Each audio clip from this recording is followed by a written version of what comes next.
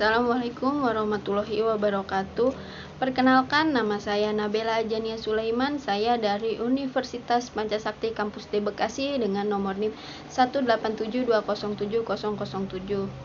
Di sini saya akan menjelaskan materi tentang pengantar ilmu ekonomi dan bisnis untuk memenuhi nilai UAS saya dalam mata kuliah pengantar ilmu ekonomi dan bisnis dengan dosen pengampu Bapak Joni Tesmanto. Yang akan kita bahas ialah ilmu ekonomi, ekonomi makro, dan ekonomi mikro. Pengertian ilmu ekonomi, apa itu ilmu ekonomi? Ilmu ekonomi adalah suatu ilmu yang mempelajari tentang segala tingkah laku yang bertujuan untuk mendapatkan dan mengelola sumber daya yang terbatas. Ilmu ekonomi juga dapat dipahami sebagai usaha dalam membuat suatu alternatif barang atau jasa untuk memuaskan kebutuhan hidup manusia yang tidak terbatas. Ilmu ekonomi dibagi menjadi 3, yaitu ilmu ekonomi deskriptif, ilmu ekonomi terapan, dan ilmu ekonomi teori. Ilmu ekonomi deskriptif merupakan analisis ekonomi yang menggambarkan kondisi sebenarnya berdasarkan kondisi fakta dalam perekonomian. Sedangkan ilmu ekonomi terapan yaitu analisis ekonomi teori untuk merumuskan kebijakan-kebijakan dan pedoman yang tepat untuk menangani masalah tertentu. Jadi, ilmu ekonomi terapan lebih bersifat praktis dengan menerapkan pengertian ekonomi pada bidang-bidang atau masalah-masalah tertentu.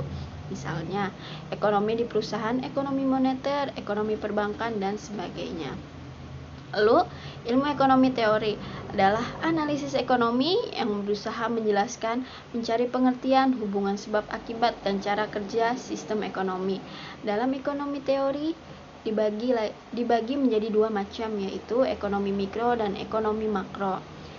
Ekonomi mikro dan ekonomi makro memiliki beberapa perbedaan, ialah jika ekonomi mikro menganalisis harga suatu barang atau jasa tertentu saja, maka ekonomi makro menganalisis harga barang dan jasa secara keseluruhan.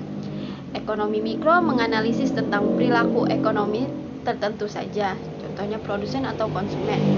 Sedangkan ekonomi makro menganalisis mengenai segala permasalahan ekonomi secara keseluruhan, seperti produksi nasional, pengangguran, dan pertumbuhan ekonomi.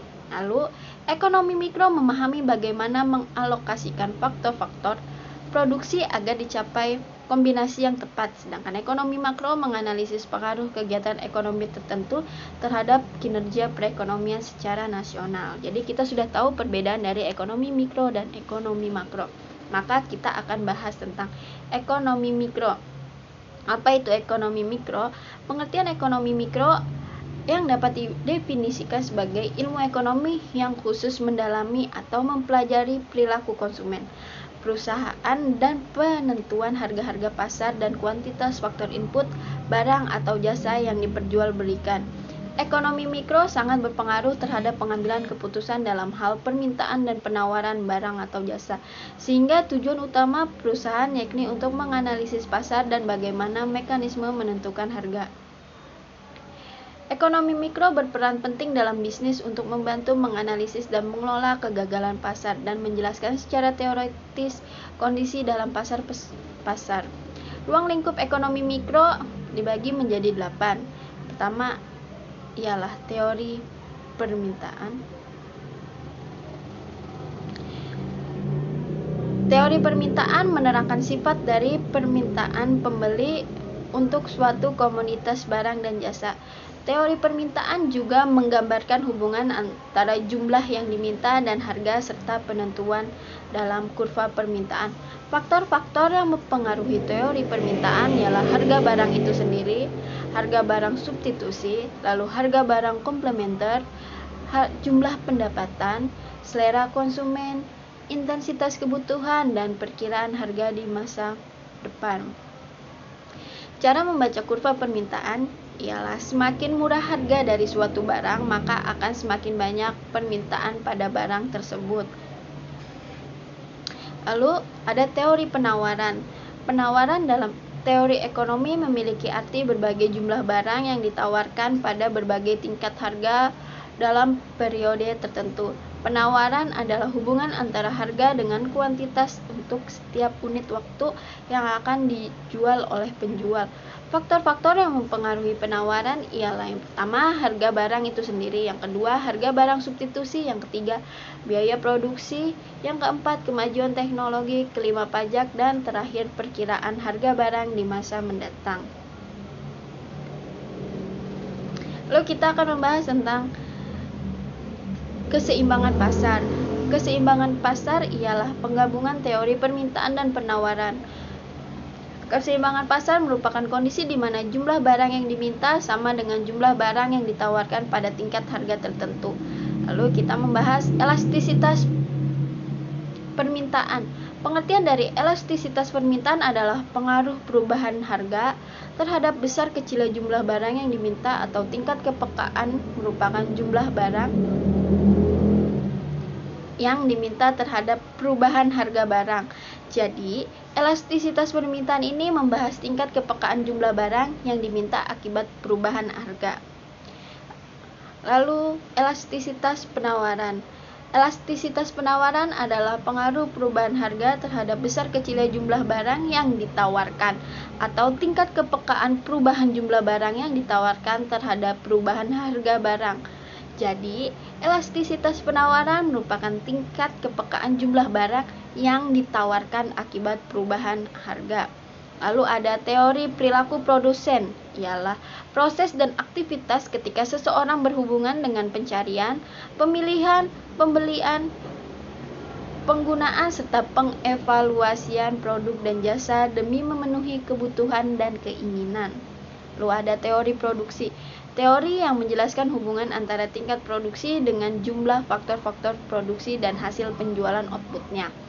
Faktor-faktor produksi ialah tanah atau sumber daya alam, tenaga kerja atau sumber daya manusia, modal, dan keahlian kewirausahaan. Lalu ada bentuk pasar.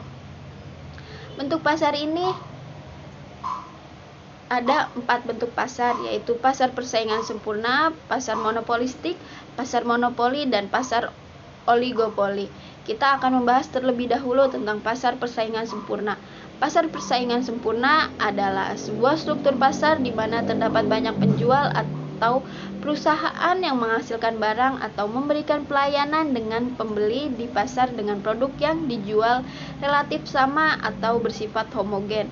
Ciri-ciri pasar persaingan sempurna ialah jumlah pembeli dan penjual banyak. Yang kedua, barang atau jasa yang diperjualbelikan bersifat homogen. Yang ketiga, barang produksi bebas bergerak. Yang keempat, bebas mengambil keputusan harga barang dan jasa. Yang kelima, pembeli dan penjual mengetahui keadaan pasar. Dan yang terakhir, produsen bebas keluar masuk pasar. Lalu kita akan membahas tentang bentuk pasar yang kedua, yaitu pasar monopolistik. Pasar monopolistik adalah salah satu bentuk pasar di mana terdapat banyak produsen yang menghasilkan barang serupa, tetapi memiliki perbedaan dalam beberapa aspek. Ciri-cirinya, yang pertama, terdapat banyak produsen atau penjual. Yang kedua, terdapat diferensiasi produk. Yang ketiga, produsen dapat menentukan harga. Yang keempat, produsen mudah keluar masuk pasar. Dan yang terakhir, produsen harus melakukan promosi. Lalu kita akan membahas bentuk pasar yang ketiga, yaitu pasar monopoli. Pasar monopoli adalah suatu bentuk pasar di mana hanya terdapat satu penjual yang menguasai pasar. Penentu harga pada pasar ini adalah seorang penjual atau sering disebut monopolis. Ciri-ciri dari pasar monopoli ialah yang pertama, industri satu perusahaan. Yang kedua, tidak ada barang pengganti yang serupa. Yang ketiga, perusahaan lain sulit masuk dalam industri. Yang keempat, perusahaan di pasar monopoli sebagai penentu pasar atau penentu harga. Dan yang terakhir, promosi iklan kurang dibutuhkan. Lalu kita akan membahas bentuk pasar yang keempat dan yang terakhir, yaitu pasar oligopoli. Pasar oligopoli adalah keadaan pasar dengan suatu komoditas yang hanya dikuasai oleh beberapa perusahaan. Persaingan antara perusahaan-perusahaan sangat ketat dan strategi pasarnya dilandasi oleh daya cipta. Produk yang dihasilkan sangat beragam dan jenisnya dapat berbeda pada masing-masing produsen. Terdapat 3 ciri-ciri pasar oligopoli. Yang pertama, menghasilkan atau menjual barang standar maupun barang berbeda. Yang kedua, kekuatan menentukan harga, terkadang lemah atau kuat. Dan yang ketiga, memerlukan promosi. Lalu kita akan membahas tentang ekonomi makro. Apa itu ekonomi makro? Ekonomi makro adalah studi tentang ekonomi secara keseluruhan. Makroekonomi menjelaskan perubahan ekonomi yang mempengaruhi banyak masyarakat, perusahaan, dan pasar. Ekonomi makro terdapat 4 ekonomi makro, yaitu pengangguran, inflasi, pendapatan nasional, dan pertumbuhan ekonomi. Pertama, pengangguran. Pengangguran atau tunakarya adalah istilah untuk orang yang tidak bekerja sama sekali atau sedang mencari pekerjaan atau bekerja kurang dari 2 hari selama seminggu, atau seseorang yang sedang berusaha mendapatkan pekerjaan yang layak. Lalu ada inflasi. Inflasi merupakan suatu proses meningkatnya harga-harga secara umum dan terus-menerus. Kenaikan harga dari satu atau 2 barang saja tidak dapat disebut inflasi, kecuali bila kenaikan itu meluas pada barang lainnya. Lalu ada pendapatan nasional. Pendapatan nasional adalah jumlah pendapatan yang diterima oleh seluruh rumah tangga keluarga di suatu negara dari penyerahan faktor-faktor produksi dalam satu periode waktu tertentu. Biasanya periode waktunya ialah selama 1 tahun. Lalu yang terakhir, pertumbuhan ekonomi. Pertumbuhan ekonomi adalah meningkatnya dalam kemampuan dari suatu perekonomian dalam memproduksi barang dan jasa. Dengan kata lain, pertumbuhan ekonomi lebih menunjukkan pada perubahan-perubahan yang bersifat kuantitatif dan biasanya diukur dengan menggunakan data produk domestik bruto atau pendapatan output per kapita.